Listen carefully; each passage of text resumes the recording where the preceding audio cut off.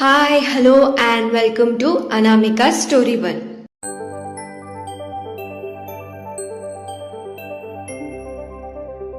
ఇవాళ మనం వినబోయే కథ మీరా, చాప్టర్ 130. ఆలస్యం చేయకుండా కథలోకి వెళ్ళిపోదాం.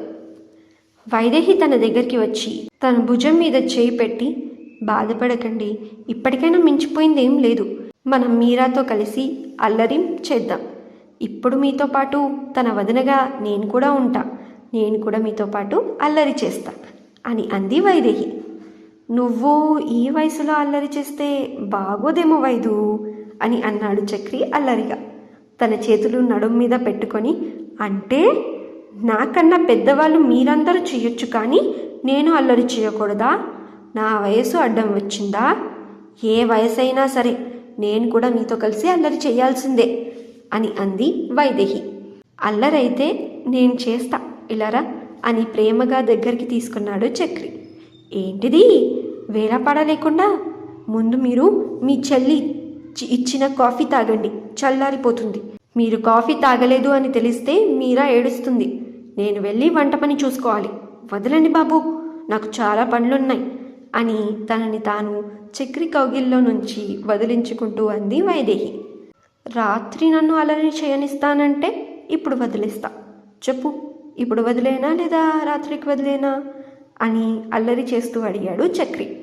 అయ్యో, ఇదేం అలవాటండి, ఇంత వయసు వచ్చింది, ఒక పిల్లాడు కూడా ఉన్నాడు, అయినా మీ అల్లరి ఏమాత్రం తగ్గలేదు అని అంది వైదేహి. అదే కదా నేను అనేది, ఒక్క పిల్లాడే కదా ఉంది, ఇంకో పాపనిచ్చే, అచ్చన్న చెల్లి మీరలాగా ఉండాలి అని అన్నాడు చక్రి. అబ్బో, అయినా పిల్లలకి మేనత్త పొలికలే వస్తాయంట అని అంది వైదేహి. అయితే ఇంకేం మరి, పద ఇంకొకరిని ప్లాన్ చేద్దాం అని అల్లరిని ఏమాత్రం తగ్గించకుండా తన మెడవంపుల్లో ముద్దుల వర్షం కురిపిస్తూ ఉన్నాడు చక్రి. అయ్యో అయ్యో అయ్యో, ఇప్పుడా? వదిలేయండి బాబు, నేను అనవసరంగా ఇక్కడికి వచ్చా, మీతో అనవసరంగా పెట్టుకున్నా, చాలా పనులు ఉన్నాయి నాకు, వదిలేయండి అని అంది వైదేహి. వదలాలి అంటే మాట ఇవ్వు అని అన్నాడు చక్రి.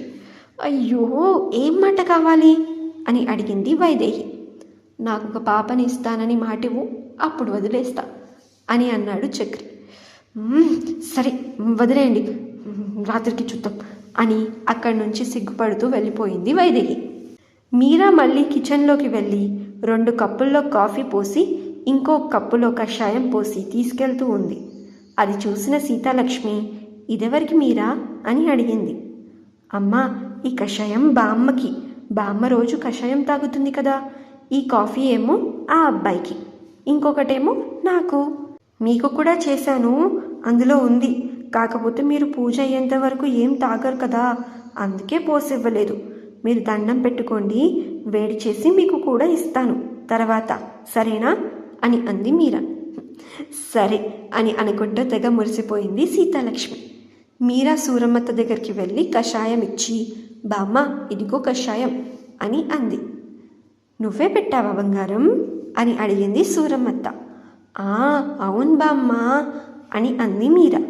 అబ్బో బంగారం, ఇంటి పని ఎంత బాగా చేస్తుందో అని మొటికలు విరుస్తూ అంది సూరమ్మత్త. ఇవాళ వంట కూడా నేనే చేస్తా, చూస్తూ ఉండు, అందరూ ఏం మిగిల్చకుండా తింటారు అని కాన్ఫిడెంట్గా అంది మీరా. సరే అయితే నేను కూడా ఇవాళ 2 ముద్దలు ఎక్కువే తింటా అని అంది సూరమ్మత్త కషాయం తీసుకుంటూ. నువ్వు ఈ కషాయం తాగు, నేను కాఫీ ఆ అబ్బాయికి ఇచ్చేసి వస్తా అని అంది మీరా. మీరా అక్కడి నుంచి వెళ్ళిపోగానే గౌతమ్ మాటలు బాగానే పనిచేశాయి అని మనసులోనే అనుకుంది సూరమ్మత్త.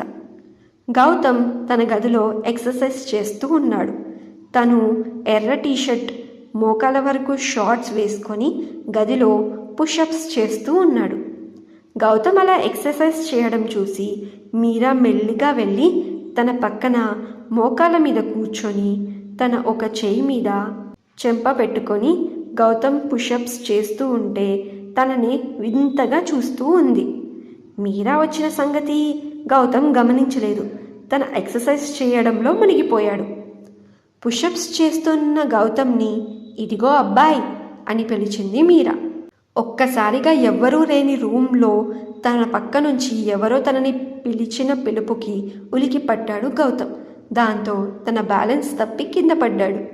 తన వెంటనే మీరా వంక చూసి లేచి కూర్చొని తన గుండెల మీద చేయి వేసుకొని, మీరా నువ్వా అని అన్నాడు.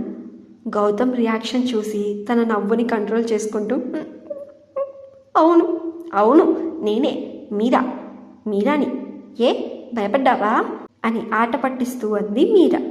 పిల్లి నడకన లోపలికి వచ్చి సడన్గా అలా పిలిస్తే భయపడకుండా ఏమవుతారు అని అన్నాడు గౌతమ్. ఇదిగో అబ్బాయి, నన్ను పిల్లి అనకు, నేను మీరా, నా పేరు మీరా అనే పిలవాలి అని కోపం చూపిస్తూ అంది మీరా. ఏంటి పిలిచేది, నువ్వు మాత్రం నన్ను అబ్బాయి అని పిలుస్తావు, ఇలా పిల్లిలాగా రూమ్లోకి వచ్చి సడన్గా పిలిచి భయపెడతావు. నువ్వు భయపడ్డది కాక వేరే వాళ్ళని కూడా భయపెడతావు, మరి నిన్ను పేరు పెట్టి ఎలా పిలుస్తారు అని అన్నాడు గౌతమ్ ఏమాత్రం తగ్గకుండా. మరి గౌతమ్ నిజంగానే భయపడ్డా? తర్వాత ఏం జరగబోతుందంటారు? తెలుసుకుందాం నెక్స్ట్ అప్డేట్స్లో. వింటూనే ఉండండి ఈ స్టోరీ మీరా, మీ అనామిక స్టోరీ వరల్డ్ ఛానల్లో మీ హోస్ట్ అనామికతో. ఈ స్టోరీ మీకు నచ్చితే ఈ వీడియోకి ఒక లైక్, అలాగే ఈ వీడియోని అండ్ స్టోరీని మీ ఫ్రెండ్స్ అండ్ ఫ్యామిలీ సర్కిల్లో షేర్ చేయండి.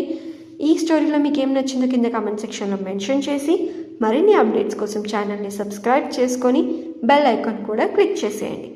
ఈ స్టోరీని మీరు పూర్తిగా చదవాలి అనుకుంటే డిస్క్రిప్షన్లో లింక్ ఉంది, బయోలో కూడా లింక్ ఉంది, క్లిక్ చేసి ఈ స్టోరీని పూర్తిగా చదివేయండి. Thank you so much for listening. Thank you so much for your love and support. Take care. Have a good day and bye-bye.